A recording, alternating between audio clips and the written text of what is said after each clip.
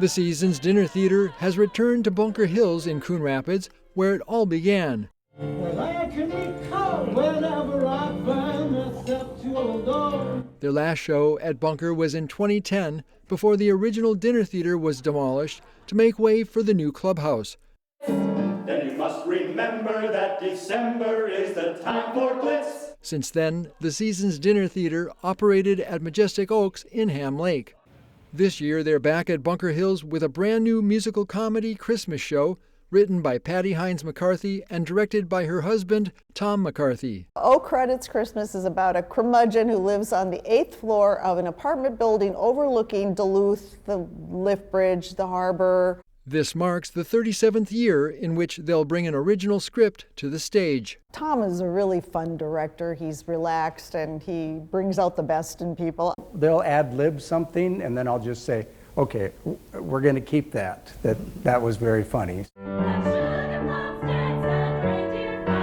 Along with musical director Chris Olson, the McCarthys have worked with at least half of the cast before, like veteran actor and Coon Rapids resident Greg Iden, who plays the main character. For being such a nice guy, he plays a really good, not so nice guy. So. Actor Tim Holmley has been a longtime favorite. I think this is the 20-something Christmas show he's done with us.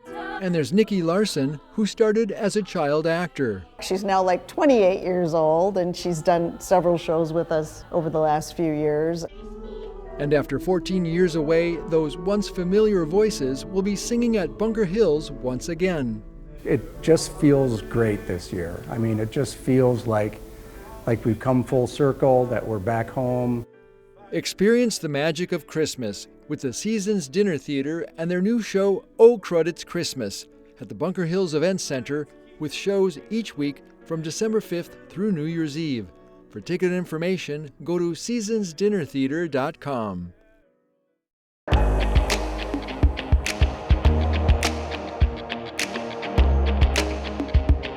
Here's a quick recap of the Tuesday, November 19th City Council meeting. Plans are already underway for street reconstruction in 2025.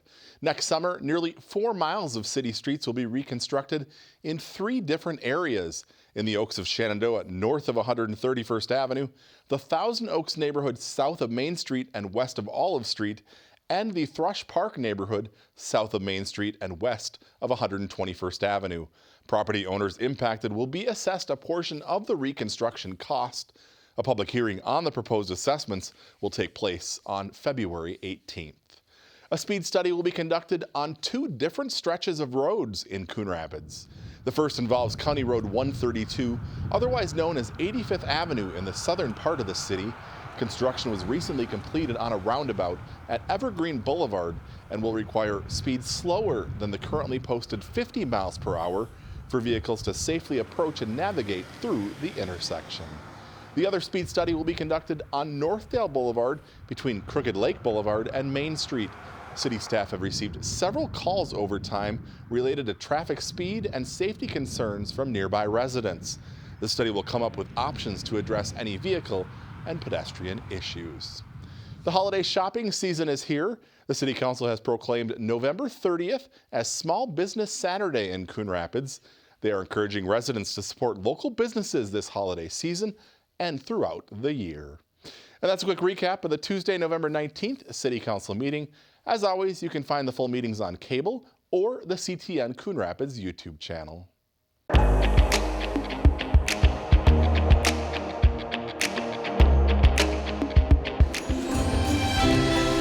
The season of giving is upon us. This is video of last year's kickoff event. Members of the police, fire, and public works departments helped collect donations from residents for several local nonprofits at the inaugural event. This year, the season of giving kickoff is moving to the Ice Center. It's happening at the same time as the Toys for Joy skate on Sunday, November 24th. Meet police and firefighters, check out the big trucks, and play free games with Rocky the Raccoon. With a toy donation, you get a buy one, get one free skating admission. The city will continue collecting donations for local charities through December 17th. For more details, just log on to coonrapidsmn.gov/community events.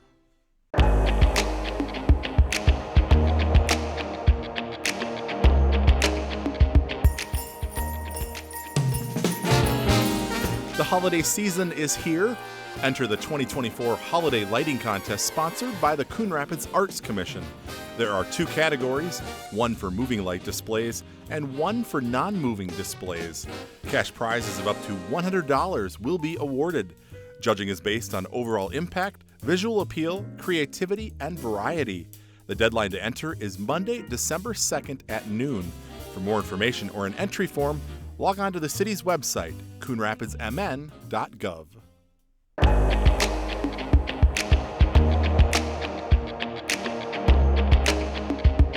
This year's presidential election brought voters out in droves, both on Election Day and for absentee voting in the weeks leading up to November 5th. Locally, 4 city council seats were on the ballot, with 2 of those being contested races. In the race for Ward 2, currently held by Carrie Raybrower, who ran for State House, Peter Butler came out on top with just over 59% of the vote. His challenger, Don Willardson, received nearly 40% of the vote. Butler says he looks forward to getting to work for the people of Ward 2. The ward has a little over 4,000 doors, and we knocked about over 9,000, and 8,000 of those came from me. I had, my wife, some friends, some others, they knocked about another 1,000 or so to talk to folks. And it was just great because, we got a chance to talk to folks to hear what they thought was going well with the city, what they felt maybe the city needed changed. Moving to the Ward 4 seat, currently held by Jennifer Geisler, who did not seek re-election. Her son Chris will take over that seat. Chris Geisler received nearly 56% of the vote. His challenger, Blake Miskowick, received nearly 43%. Geisler is no stranger to the city. He currently serves on the Planning Commission and looks forward to transitioning to the City Council. I learned civics at the dinner table between not only from my mother, but even my great aunt who served on the Planning Commission for a long time too. Yep. So being involved and engaged in Coon Rapids and how it's growing and doing things has been something I literally grew up with. So I'm excited to be able to take it to the next level. While there will be 2 new faces on the council next year, 2 familiar ones will be returning for another 4 years. Councilmember at Large Pat Carlson and Councilmember Ward 1 Brad Griskowiak both ran unopposed. The 2 men appeared on CTN Tuesday night during our election coverage. With me, it's all about community, community, and I like to use the expression sometimes, it's like a big town like a small town. And it's through our different community events that we bring people together. Regardless of who you are, how long you lived here, where you came from, I want everyone to feel like they're a part of the city. Well, it goes back to why I ran in the first place, and it's really civic duty. I wanted to be engaged, and I have time, and it's a good time in my life to help out and do these types of things. So that was the main reason why I ran. That's the main reason I continue to run. And I've gained some experience over the last 8 years on the City Council, and I think that that experience can help us move the city forward. Turning now to the Anoka County Board races, 4 seats were on the ballot this year, including a special election in District 1 to replace Matt Look. Look resigned earlier this year to become the city administrator in East Bethel. Replacing Look on the Anoka County Board will be John Heinrich, who received 55% of the vote. His challenger, Betsy O'Berry, received about 44%. In District 5, which covers a portion of Coon Rapids, a very close race, incumbent Mike Gamache received just 49 votes more than his challenger, Randy Nelson. In District 6, incumbent Julie Jepson came out on top with 66% of the vote. Challenger Jeremy Schroeder received about a third of the vote. And in District 7, incumbent Mandy Meissner easily defeated challenger Tahir Herzala, about 75% to 25%. On the state level, members of the Minnesota House were all up for re-election this year. In Coon Rapids, 3 state rep seats were on the ballot. In District 35A, DFL incumbent Zach Stevenson retains his seat in the House, but it was a close race. Stevenson received nearly 52% of the vote. Republican challenger Josh Jungling received 48%. In District 35B, an even tighter race. DFLer Carrie Raybrower beat Republican challenger Steve Pape by just 280 votes. And in District 34B, DFLer Melissa Hortman will retain her seat. She beat Republican challenger Scott Simmons 63% to about 37%.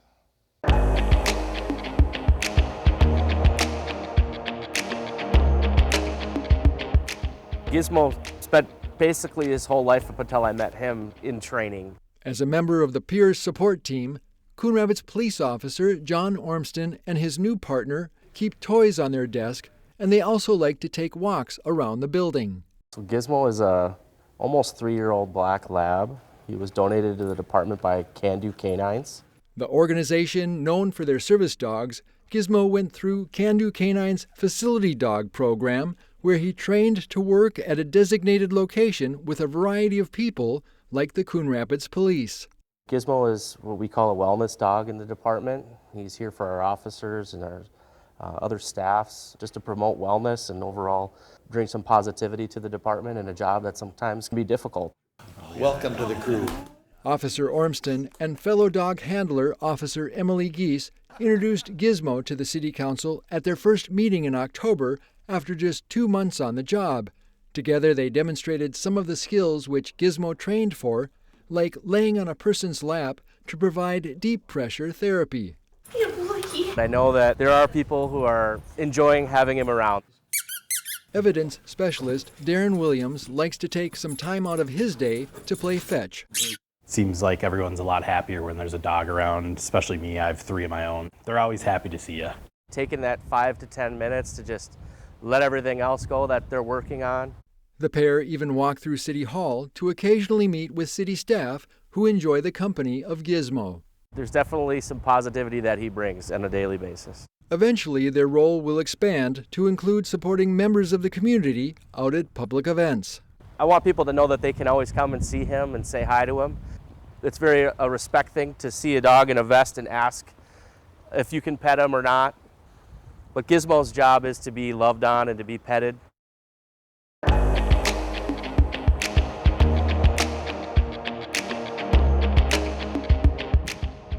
Coon Rapids had always been on our radar. There's a new restaurant in Riverdale for those who like spicy chicken. It's Dave's Hot Chicken, a restaurant chain growing in popularity and should be on your short list of places to check out. The main thing that we sell are chicken tenders, and we sell slider sandwiches as well. It takes many hands and a well-trained staff to run the kitchen smoothly. The menu is simple. So we have 4 combos, and then we also have Dave Bites. Dave's Hot Chicken specializes in Nashville hot chicken, all served up in a fast casual environment, and they give customers a choice of spiciness. We offer 7 different spice levels ranging from no spice to Reaper, which is one you actually have to sign a waiver for. For most Minnesotans, like me, there's no need for a waiver. Our most popular spice levels are mild and medium, so both of those, they incorporate a little bit of heat but nothing overbearing. Up on the colorful walls inside the seating area, you'll find a mural depicting the Coon Rapids Dam. So this is all custom work done by an artist collective out of Los Angeles. So they go around and they do the artwork for every Dave's Hot Chicken restaurant that opens. Dave's Hot Chicken began in Los Angeles in 2017 with a chef named Dave. So it got started in a parking lot with 4 friends in East Hollywood. So they were just 4 friends trying to make it by, and they had their recipes for chicken that we're selling. A local food blog picked it up, and things took off from there. The California-based operation started franchising stores in 2018 and has grown to over 200 locations and counting, both in the U.S. and internationally. Alex Humphreys, along with his cousin, former NBA player Chris Humphreys, and his parents have opened 4 locations in Minnesota, and they plan to open more in the near future. It's been overwhelmingly positive. I think for us, a pleasant surprise was how receptive Minnesotans were to spicy chicken.